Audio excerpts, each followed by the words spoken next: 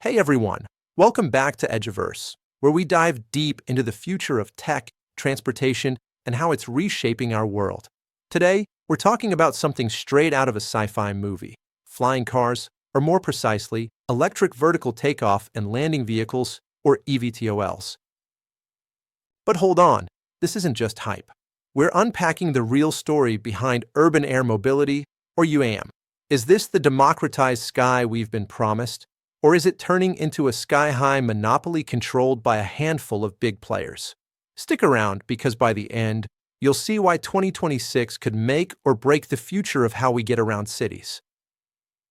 Let's start with the big picture. Imagine zipping from downtown to the airport in minutes, bypassing traffic jams that eat up hours of your life. That's the dream of urban air mobility. Right now, cities worldwide are choking on congestion. Think Tokyo or the Pearl River Delta, where millions deal with gridlock daily. eVTOLs could change that. Electric-powered aircraft that take off vertically, fly quietly, and cut emissions compared to cars or helicopters. The market's exploding.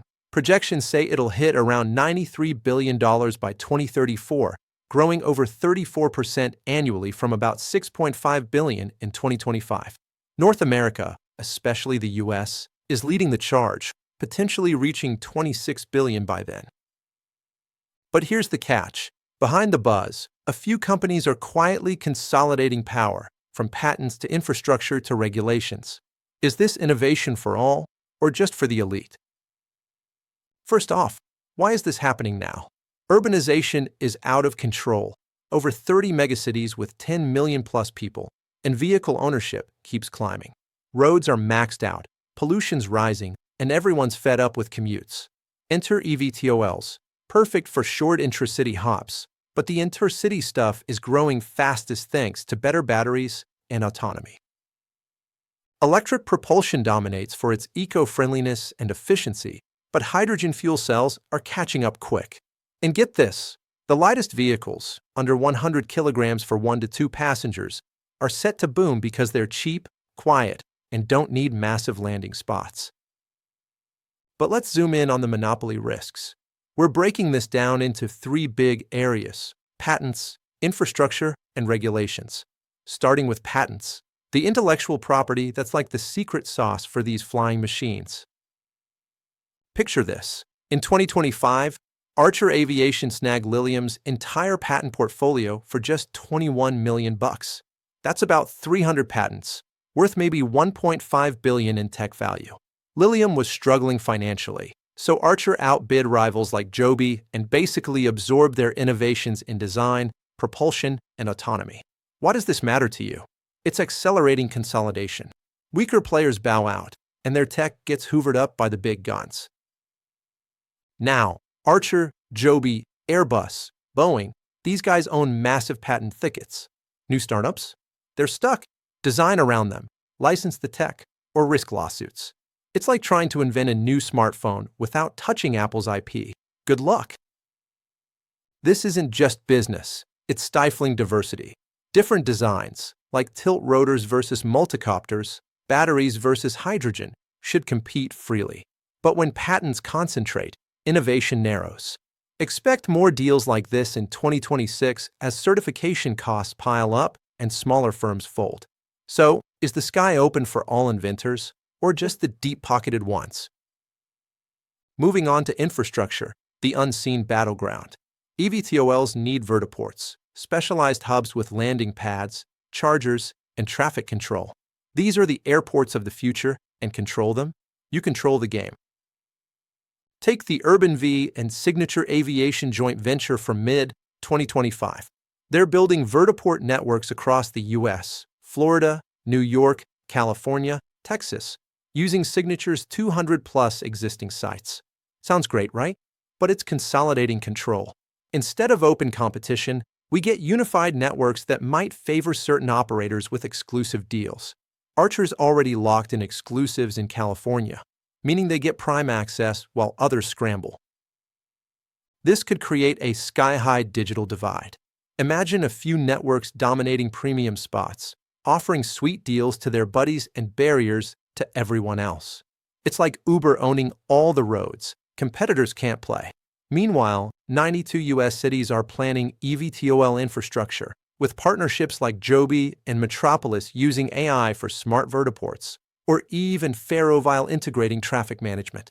But without standards, we end up with fragmented systems, incompatible chargers, different rules per city. Will this lead to seamless skies, or a balkanized mess where only the insiders win? Now, let's talk regulations, the rules that could either level the playing field or tilt it further. January 2026 is huge.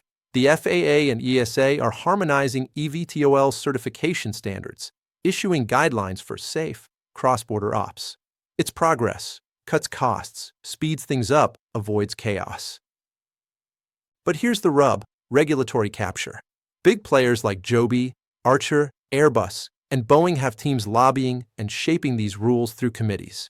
They influence standards to match their tech, making it harder for outsiders. Smaller startups? They can't afford the years of engagement. And with contrasting approaches, FAA's flexible, ESA's strict, China's state-driven, we might see fragmentation anyway.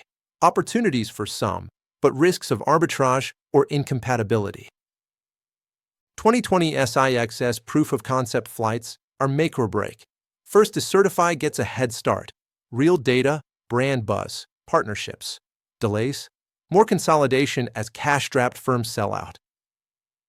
Okay, so what about accessibility? Is this for everyone, or just the rich? Right now, air taxis lead the market, but pricing's premium. Early rides might cost like a fancy Uber, but that's optimistic. Needs scale, autonomy to ditch pilots, and high usage. From 2026 to 2030, expect luxury pricing. Airport shuttles for execs, not your daily commute. The risk? A two-tier system. Flying for the wealthy, traffic for the rest. That worsens inequality, not fixes it. Infrastructure costs add barriers, hundreds of millions for networks. Cities want returns, so they partner with big operators like Archer or Joby, creating a loop. More investment, more dominance. Looking at the players, Joby's nearing certification with Uber and Toyota backing, plus a $250 million deal in Kazakhstan.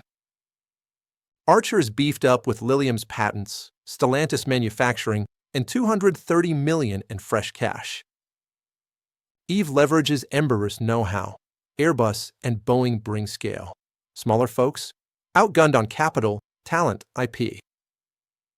2020 SIXS, the tipping point. Success means first movers lock in advantages. Delays mean more mergers. But is monopoly inevitable?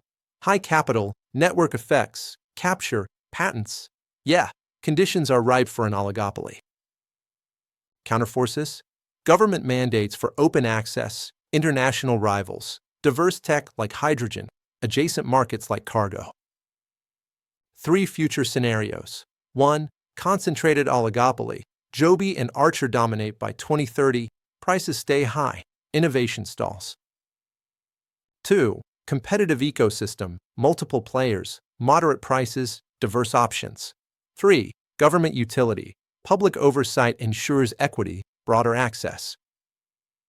Which one do we want? The sky's potential is huge, but structure matters. In conclusion, key takeaways: consolidation speeding up via patents like Archer Lilium, infrastructure like Urban V Signature, and regs favoring incumbents.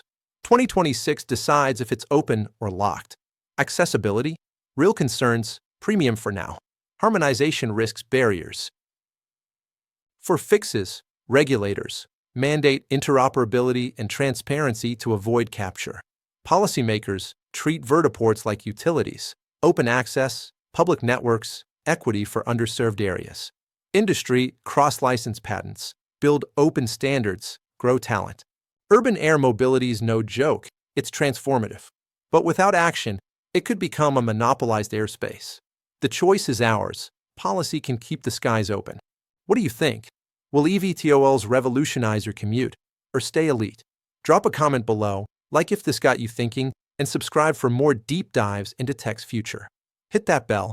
Next up, we're tackling AI in transportation. Thanks for watching. See you in the skies, or at least on the ground for now. Peace out.